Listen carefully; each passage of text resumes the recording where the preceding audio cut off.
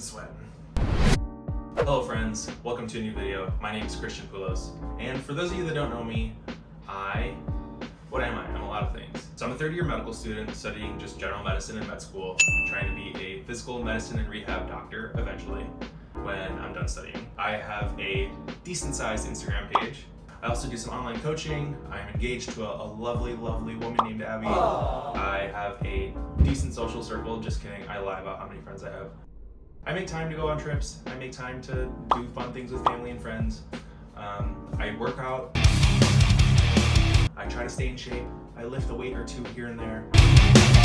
One of the most common questions I get on my Instagram page is how I manage all these things in my life, how I can post on Instagram almost daily, how I can study and succeed in one of the most rigorous schoolings in America, how I can make time for friends, family, whatever you name it. I just want to make this video just to answer all those questions and kind of give you a brief outline of how these things work in my life. So I have several different categories of things that I do in regards to time management and maximizing good time and getting the things that I want to accomplish done. So the first tip that I like to use is called batching. And you can kind of think of this as in a way, meal prepping for life. That makes no sense. You can think of this as meal prepping. Okay, no analogies, so batching. So what this means is basically doing one task all at once. So for example, I woke up this morning, I'm gonna do all my studying in this 2-hour time slot. Or next weekend, I'm gonna record some workout videos. I'm gonna record all 7 videos for this coming week in this 2-hour time slot. When you start something, you need a certain amount of motivation and activation energy to start doing it. Like with recording a video, you need to think of a script, set up a camera, talk to the camera, edit it. So it's often a lot easier to just set up the camera once, talk to the camera once in just 1 2-hour period. So that's how I get a lot of workouts edited and recorded. I usually edit all my workouts in a 2-hour time slot on the weekend, so I don't have to just be editing and dishing out videos every single night. And similarly, maybe on a weekend day, I might cook 6 chicken breasts to eat throughout the week. Might have a big batch of veggies, a big batch of rice, big batch of chocolate chip cookies. And this kind of allows you just to be more efficient with your time. So I'm not spending time starting and stopping, starting and stopping. It's just starting once and stopping once. And you'd be surprised how much time that could save you in regards to preparing content, if you want to be a content creator, studying, even making food, Tinder dates, I don't know. All right, so next is multitasking wisely. I'm pretty much in the camp that you can't really give 100% to 2 different things. You have to give 100% to one thing, 0 to another, or 50 and 50. But there are some ways that you can do this effectively. So for example, I'm in med school. It's no secret that med students have to study far too much than anyone ever should. But how do I accomplish this and study while doing all these other things in my life? So multitasking wisely. So first, I had my family medicine rotation in a Chicago suburb. It was about an hour drive each way. And what I would do during this lecture is I would either use it for time to study, I would listen to lectures, play them on 1.5 to 2 times speed, and I'd crank through easily 2 or 3 hours of lecture on those drives, especially at the beginning of the rotation. And then towards the end of the rotation, when I had gone through a lot of the study, gotten through the content, I could listen to YouTube videos, because that's something I would do to unwind at home. Why not just do it relaxing on the drive? I would just let it play in the background, and it would just allow me to relax after a long day. And it was just a lot better efficient use of my time than just playing the same music that I have heard over and over again. Another example is I call my parents, because I know I have to talk to them anyway or else they'll beat me up. That's one way to multitask wisely, is while driving. Eyes on the road though. So next is multitasking wisely with workouts.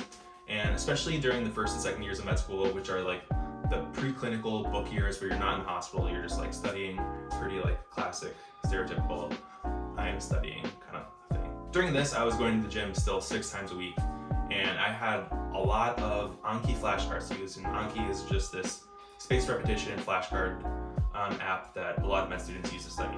And so I would have thousands of cards to do, almost 1,000 every single day at the beginning of certain study periods, and this would often take 3-4 hours. So in the gym, in between sets, I would just do 2 or 3 flashcards, get them out of the way. Over the end of the workout, I had maybe done half of my flashcards. Same thing goes with cardio. I could watch a lecture or listen to YouTube videos like I do on the car rides, but I could also, I'm just walking an incline on a treadmill like this, I could do some flashcards like this, just tap my phone. It's pretty easy. It's pretty easy, and that just saves so much time. I'm working out, I'm studying, and now I have so much more time later in the day to do whatever I want. But at the same time, you don't want to take multitasking too far. It's always good to be present in the moment and focus on what you're doing, because that's really all you have is the present moment. So like when you're out with friends, when you're like out with your family, you're in the middle of a set or like a workout that you really care about, be present, enjoy what you have, enjoy the time you have. It's gonna make you more sane and happy in the long run if you're doing that. And only multitask, like if you're standing in line to get coffee or something, or waiting in traffic. So next, there's just a few workout time tips. So lately I've been on my internal medicine rotation, and now I'm on my surgery rotation. And those are like pretty stereotypically like the rotations that take the longest time. Like it's usually like 6 days a week. Sometimes you're there from like, at least on surgery, you can be there from like 5 in the morning to 5 p.m. And sometimes it's hard to like manage everything else in life. So that's when I employ some workout tips. So before I was doing like a 4, 5, or 6 day a week workout schedule. And lately I've had to cut it down. I only go 3 times a week, and I do a full body workout every other day essentially. Sometimes I'll hit it 4 times a week, but most of the time around 3. And so with a full body workout, I'm still getting the same amount of volume each week, because I'm splitting it like, maybe 3, 4, or 5 sets of a certain body part per workout, and it still counts to be 15 sets over the week, which is what I would have done if I were hitting each muscle twice a week with a different kind of split. So that's one way to be a little bit more efficient with my workouts. I'm only working out 3 hours a week pretty much now, rather than spending like 5 or 6 hours a week in the gym, which helps a lot. Those few hours count when you're really busy. Next is obviously the classic tip of supersets. I like to pair like agonistic and antagonistic muscle groups. So like biceps and triceps, chest and back, quads and hamstrings. Ends up saving some time in your workout. You get through these things a bit quicker, gets your heart rate up too. Feels like you got a more effective workout in, even though that may not be the case, but it feels good. The third time efficiency for workout tip that I use is sometimes employing home workouts. So to me, working out is like, it's just something I do. I wake up in the morning, I brush my teeth every single day. It's just like non-negotiable, it's just something I do. It's just part of my life. Same thing with working out. I'm at least gonna work out 3 times a week unless I'm injured or sick or something. So I may come home from rotation super tired. It may be icy and snowy like it is now, and I may not want to drive to the gym, like bundle up in my coat, look like a fool. So I could do a home workout.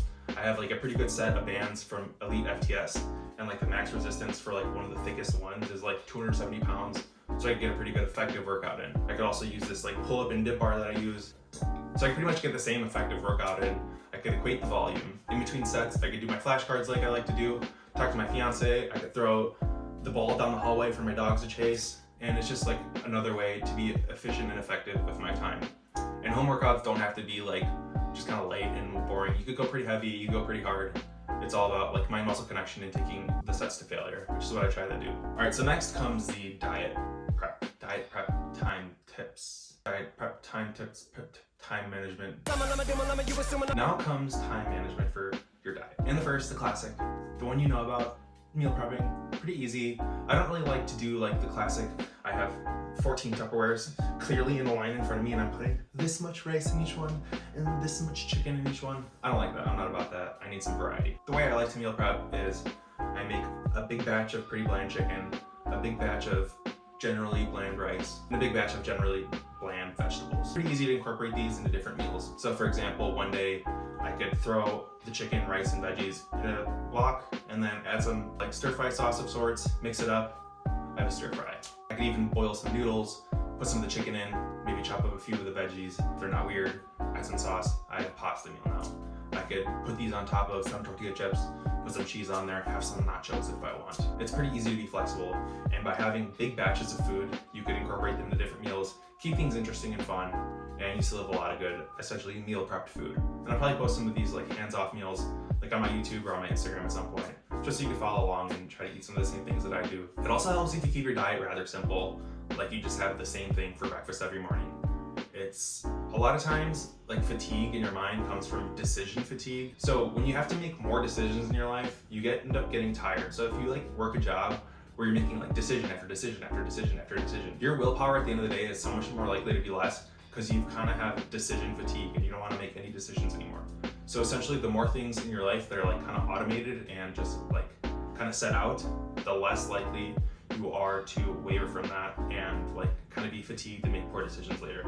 So if you eat the same like breakfast and lunch every day and then you change up your dinner, that saves you a lot of time, like a lot of mental energy of thinking about what you're gonna eat, how you're gonna prepare it.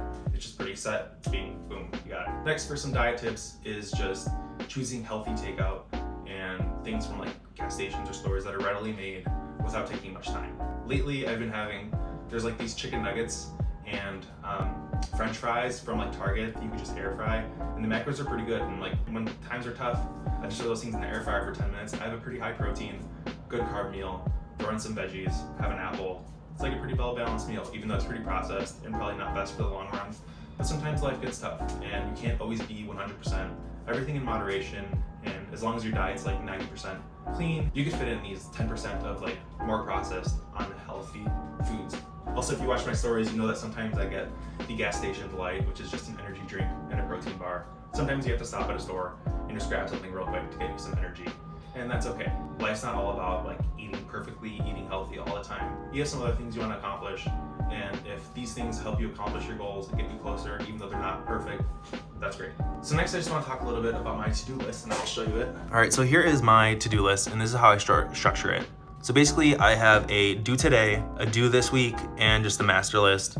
And then I also have a list for Abby because she's irresponsible and needs me to help her with things. So you can see the due today. It's what I want to get done today. These are like non-negotiable things that I must do today. Today, I have to order new glasses. I can't see these things. I step on them all the time. My dogs claw me and hit me in the face with them. They're messed up. I need new ones. Next, with school, they were pretty late in giving us this journal where we log everything that we see, like surgeries and what we perform and whatnot. And I haven't filled it out because I'm kind of lazy. And I got it last week and I just didn't want to fill it out yet. So I need to do that. So I get signatures tomorrow and I don't fail out of med school because that'd be bad. It's expensive. Next, I have some Instagram messages that I need to get to in regards to coaching. It's always good to stay on top of those things, take care of the people that are paying you for a service. It's very important. I take that very seriously. It's one of my main priorities. Next, another non-negotiable for today was record a YouTube video. And then I have to do my studying, which is my Anki flashcards, which I keep up with every day.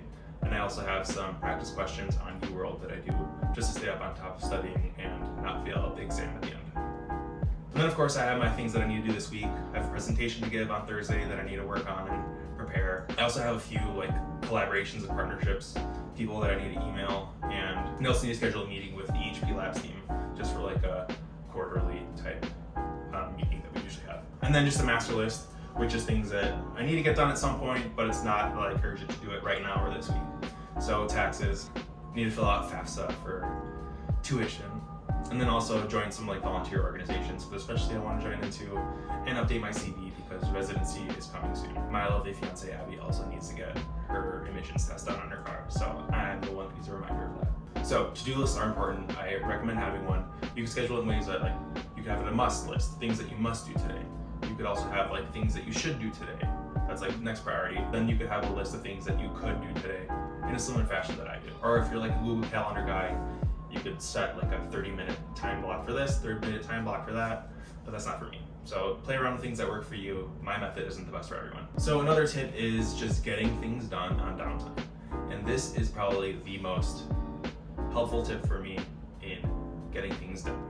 And I kind of touched on this a little bit earlier, but I do flashcards like in the gym on downtime. I'm just sitting there in between sets, not really doing much. I'm gonna do some flashcards. Similarly, like in a coffee shop in line, I might do some flashcards, I might reply to some DMs on Instagram, might like type a caption for a workout, things like that. And similarly, like a lot of this really gets done in school.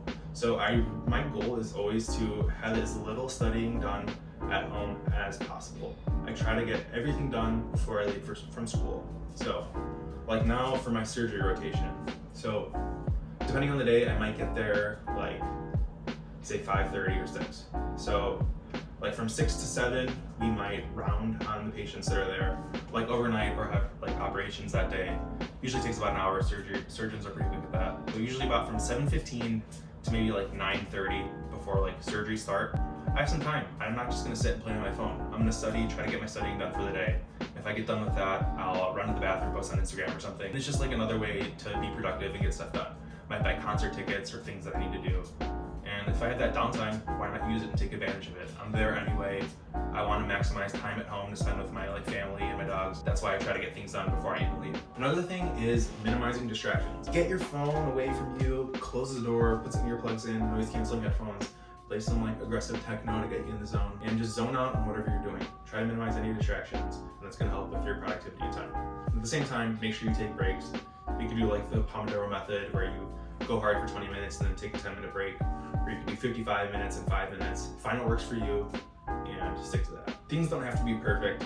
Whenever I was in college and I had to write like an essay, I hate writing things, by the way. Whenever I had to write an essay, I would just sit. First, I would start like with a really bad outline, like 4 bullet points of like what I want the beginning to be about, the middle about, and the end about. And then from there, I would kind of develop that, and I would create some like 4 really crappy paragraphs, like terrible paragraphs, like first grader grammar.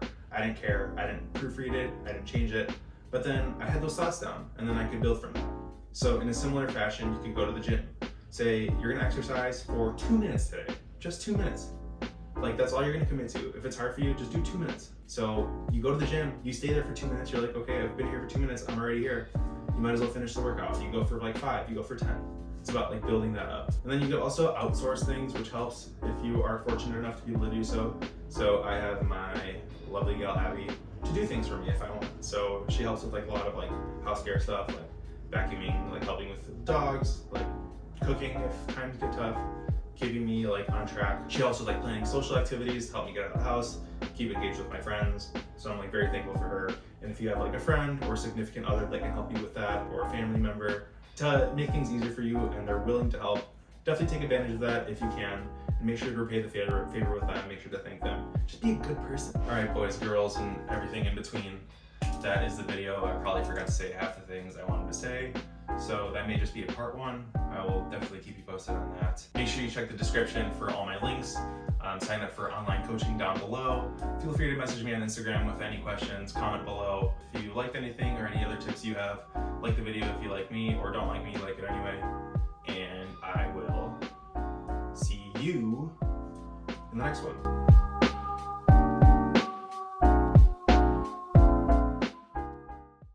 My heart rate's like 140.